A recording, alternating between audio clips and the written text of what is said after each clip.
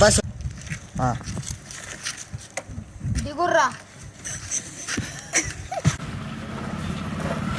పైసలు తీసుకో. ఆటో ఏమాత్రం ఉంటుందిరా బండి? ₹1,00,000 దాకా ఉంటుంది.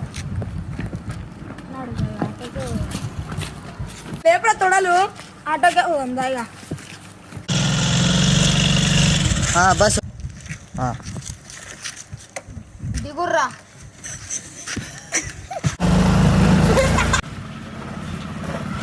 పైసలు తీసుకో. ఆటో